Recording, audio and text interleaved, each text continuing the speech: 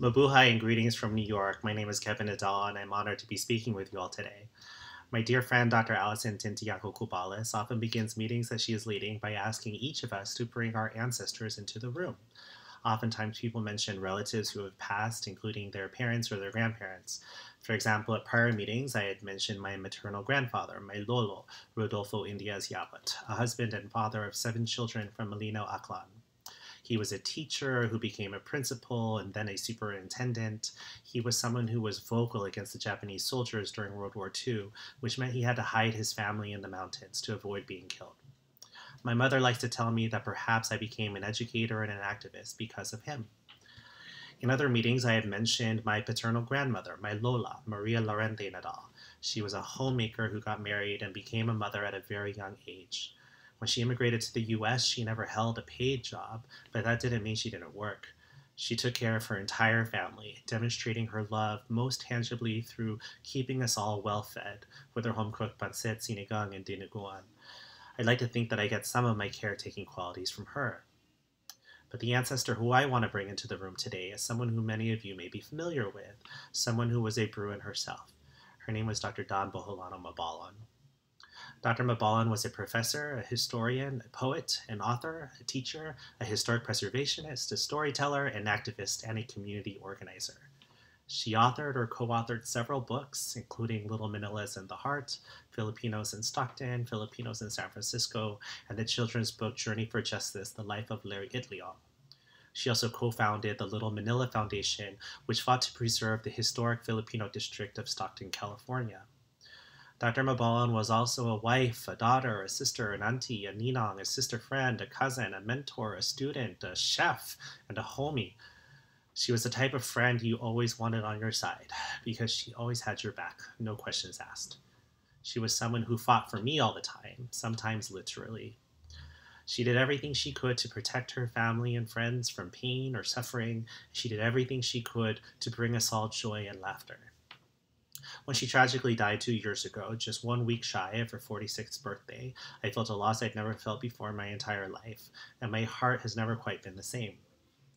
I bring Mana and Dawn into the room today because, quite honestly, I have turned to her whenever I have needed advice or support, both when she was alive and even now that she is gone.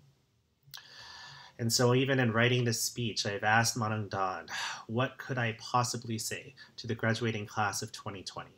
A class who is finishing their degrees amidst a global pandemic, which led to a national rise in anti-Asian hate crimes, which has now morphed into an international revolution.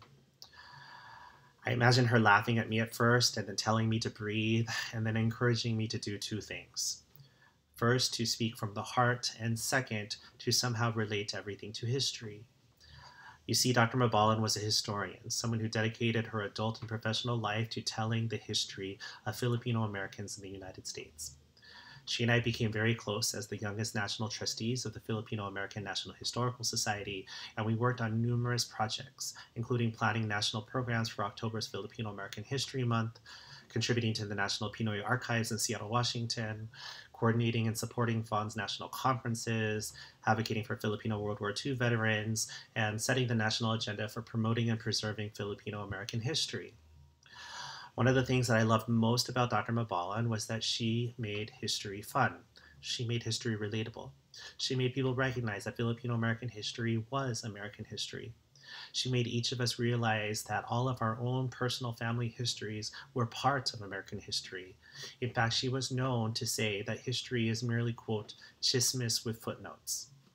So I start my chismis today by acknowledging that you are all living through history. Your last semester was spent navigating Zoom calls instead of getting wasted at bars or house parties. Your last semester involved seeing over 100,000 Americans die due to a virus that could have been contained and or prevented.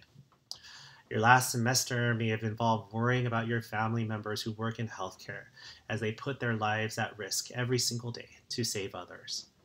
In the last few weeks of your semester, you witnessed yet another Black man who was wrongfully and immorally killed by police officers, leading to protests, political actions, uprisings, difficult conversations and debates, as well as continual pain and trauma and re-traumatization and grief. These are the moments that you will inevitably remember for the rest of your life. Stories that many of you will hopefully live to tell your grandkids and your great grandkids. And decades from now, what I hope all of you will be able to tell them is that you were on the right side of history and that you spent your time fighting for justice, however that looks. Perhaps some of you are marching in the streets and practicing your freedoms to speak out against tyranny. Perhaps some of you are educating your family and friends about colonial mentality and anti-blackness. Perhaps some of you are convincing other Filipinos to advocate for Black lives, not just because Black people have stood in solidarity with Filipino Americans throughout history, but because it is right to fight for equity and justice. Perhaps some of you are reading books by Black authors, or creating art, or writing poetry, or speaking out on social media, whatever it is. I hope that this moment in time is one that teaches or reminds you to always use your voice to fight for equity and justice. May you use your voice to fight for equity and justice for George Floyd and Breonna Taylor and Ahmaud Arbery and Tony McDade and Nina Pop and Dominique Fells and Rhea Milton and Sean Monterosa and Eric Salgado and the thousands of others whose lives were taken too soon. May you use your voice to fight against xenophobia towards Asian Americans and other immigrant groups. May you use your voice to speak up against colonialism and the genocide of indigenous people, both in the United States and in the Philippines. May you use your voice to combat sexism and heterosexism and transphobia, not just in general American society, but specifically within our Filipino American communities. May you use your voice to call out ableist language and religious biases and any other form of oppression. May you use your voice to address microaggressions in the workplace or in the classroom, or to fight against police brutality, or to simply prevent a Karen from causing harm. When you use your voices, may you remember that you, as a Filipino American, come from a long line of activistas and revolutionaries. From Lapu-Lapu to Gabriela Silang to Rizal and Bonifacio to It Leong, Veracruz, and Manalo Draves. From the college students in the 60s and 70s who fought for ethnic studies, to the college students in the 80s and 90s who fought for affirmative action, to the college students at UCLA who fought for Filipino studies and the end of the SATs. Your voice is so powerful and one that should be used. We are not a complicit model minority who will merely watch as people are killed. And in fact, history tells us we are not. We have at least 2 people power movements in the Philippines to show for it. And perhaps we will have an upcoming third. As someone who did not graduate from UCLA, I have always been well aware and even envious of the legacy of Filipino Americans who have graduated from your institution. Professors like Don Mabalon, Alison Tintiago Cubales, Emily Porcinquilo Lausen, Tracy La Chica Buenavista, Anthony Ocampo, and Mark Johnston Guerrero are all UCLA alums. So is Gregory Sandana, who was the youngest executive director of APALA, the Asian Pacific American Labor Alliance. As was Jason Tinko, who was the youngest deputy director of President Obama's White House Initiative on Asian Americans and Pacific Islanders. So is Mark Polito, the former mayor of Cerritos, California, as is Florante Ibanez, a member of the California Library Services Board.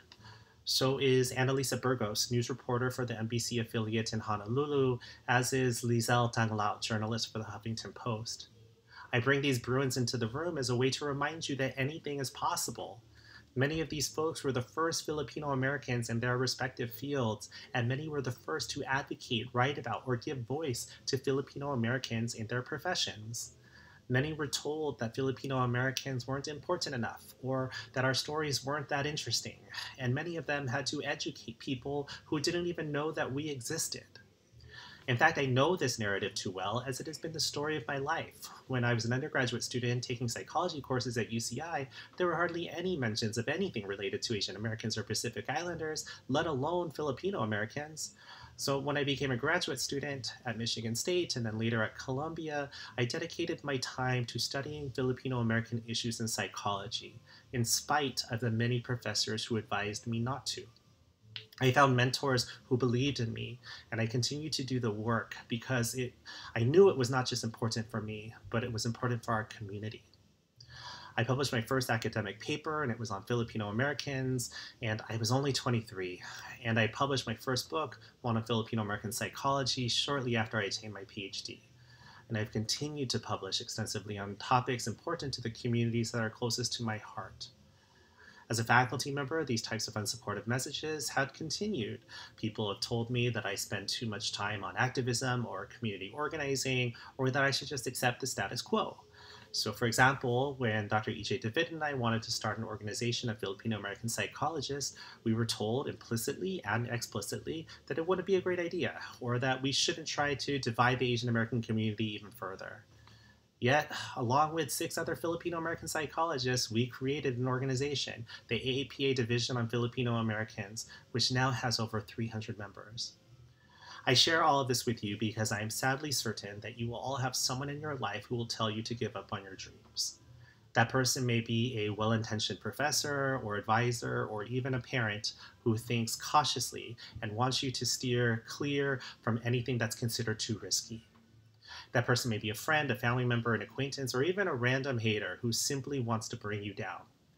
That person may even be a loved one who doesn't want to see you experience hurt or pain, so they advise you to give up as a way of protecting you. And guess what? That person might even be you. Sometimes we even internalize the worst of messages in which we don't think we can do something or that we are deserving of something because of the messages we've learned as people of color or women or queer or trans people or people of other marginalized identities. And that makes us sometimes feel like imposters because we have never seen anyone who looks like us do something that we want to do. Regardless of the source, please check and challenge all of these people and all of these messages that bring you down. With hard work and perseverance, you can accomplish anything. It often takes more patience than you can ever imagine. It certainly will require hella time, practice, and commitment. But I truly believe that if you follow your heart and are kind to others along the way, you can be successful in whatever you want to do. I know it's easier said than done. And if you're human like me, you'll hurt, you'll cry, you'll have a hard time shaking things off. You'll listen to the haters, you'll doubt your abilities, and you'll oftentimes listen to the voices in your head that make you believe the worst. And that's why I hope that you will all find people in your life who remind you to believe in the best of yourself, your cheerleaders, your biggest fans, your ride or dies, your people, your Dama Balans. Maybe you already have, maybe they're on the Zoom call graduating with you, maybe you'll meet them in the future. Either way, I hope they will fight for you. I hope they will help you avoid or get through pain and suffering. I hope they will do everything in their power to bring you joy and laughter. And I hope you will do the same for them. I conclude this speech with the words of my friend, my people, my kapatid, Dr. Dan Boholan Mabalan, who wrote, "We are part of a long and proud history of Filipinos in America who have built this country with our sweat, our hard work, and our brains. We are building little Manilas all over the world, just like the Manongs and Manongs did in the 1920s, and is all part of this long and proud history of struggle and hope. May you all realize that you are all a part of this long and proud history of struggle and hope. Your blood, sweat, tears, and brains have brought you to this moment. You are your ancestors' wildest dreams. May you always remember all of the Filipino Americans and other people of color who have blazed trails for you to have the privileges and benefits that you have today. May you all continue to blaze even more trails so that future generations have even more opportunities than you had. And when you are given the choice between justice and injustice, may you always choose to fight for justice. Stay healthy, stay safe, stay woke. Maraming salamat, salamat kid. Thank you, and congratulations."